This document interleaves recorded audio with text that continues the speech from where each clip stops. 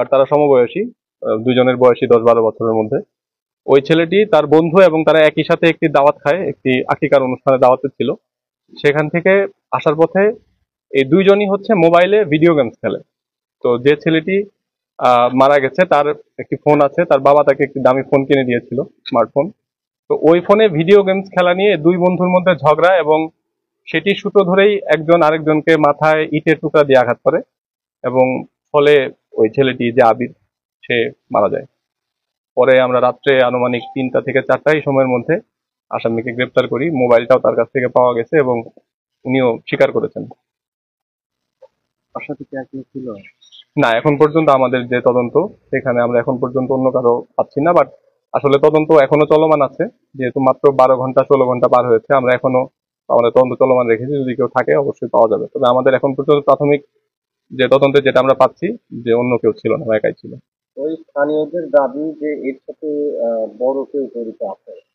আচ্ছা, এটা আসলে একটা যখন ছোট বাচ্চা, যেহেতু এরকম একটা দুর্ঘটনা হয়েছে, মানুষের দাবি থাকাটা খুবই স্বাভাবিক এবং সন্দেহ থাকাটাও স্বাভাবিক। আমরা আসলে এখন পর্যন্ত যা পাচ্ছি সেটা আপনাদেরকে জানালাম, বাট তদন্ত এখনো চলমান আছে। যদি কেউ থাকে অবশ্যই বের করা হবে। তবে আমাদের এখন পর্যন্ত মানে প্রাথমিক যে আমরা তদন্ত যা পাচ্ছি, অন্য কেউ ছিল না। এটা দুইটা বন্ধুর মধ্যে এই ভিডিও গেমস খেলা, ওরা ফ্রি ফায়ার খেলে, মোবাইলে ফ্রি ফায়ার খেলতো দুইজনই। এই ফ্রি ফায়ার খেলা নিয়ে দুইজনের মধ্যে দ্বন্দ্ব, মারামারি, এবং আসলে অন স্পটে হঠাৎ করেই ঘটনাটি ঘটেছে। এটি কোনো পূর্ব পরিকল্পিত ঘটনা বলে আমাদের কাছে এখন পর্যন্ত মনে হয়নি। সাইকেলটা আমরা দেখেছি যে বাস এবং সাইকেলের দূরত্বটা কিন্তু অনেক। আসলে সেটা কি টেনে নিয়ে গেছিল না?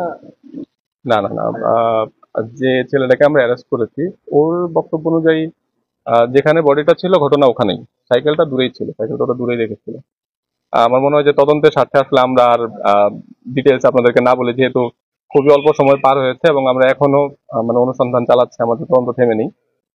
আমার মনে হয় আর ডিটেলসে না যাওয়াটা বেটার। আরেকটা বিষয় স্যার আপনাকে যে স্পটে স্পটে কিন্তু আপনাদের কিছু বিভিন্ন নতুন অসামাজিক কার্যকলাপ এই একটা মানে অপরাধ করা একটা অভয়ারণ্য তৈরির মতো একটা জায়গা। আচ্ছা, আসলে সেটা নিয়ে আসলে আপনার এখন বিষয়টা হচ্ছে কি, আমরা তো ধরেন যে পুলিশিং এর আমাদের যে কার্যক্রম, এটা তো আসলে একটি চলমান প্রক্রিয়া।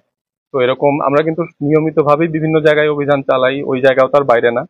বিভিন্ন জায়গায় অভিযান করা হয় এবং যারা যারা অসামাজিক কিংবা কোনো অপকর্মে জড়িত, আমরা কিন্তু তাদেরকে নিয়মিত ভাবেই অ্যারেস্ট করতেছি এবং কোর্টে পাঠাচ্ছি। তো এরকম ঘটনা, আহ গতকালকে যে ঘটনা ঘটেছে, এটি অত্যন্ত দুঃখজনক। কালকে বৃষ্টি ছিল এবং বৃষ্টির মধ্যে ওই সময়টাতেই ঘটনাটা ঘটে। বাট আপনারা যে বিষয়গুলো বলেন, আমরা এগুলো নিয়মিত নজরদারি রাখি, ঘটনা ঘটে এবং আমরাও বিভিন্ন সময় তাদের বিরুদ্ধে ব্যবস্থা নিই, এবং ব্যবস্থা নিয়ে আইনের মাধ্যমে যা যা করা যায় আমরা করি। ওই জায়গাটা অরক্ষিত বিভিন্ন ধরনের অপরাধ সংগঠিত হয় সেক্ষেত্রে যার জায়গা এখানে পাহারা বা এই যে পাথর গুলো আছে সেগুলা। আচ্ছা, এটা আমরা আসলে ইতিমধ্যে ওনার সাথে যোগাযোগ করেছিলাম, ওনাকেও আমরা বলেছি, উনি বলেছেন যে দ্রুত এটা সুরক্ষিত করবেন। Thank you.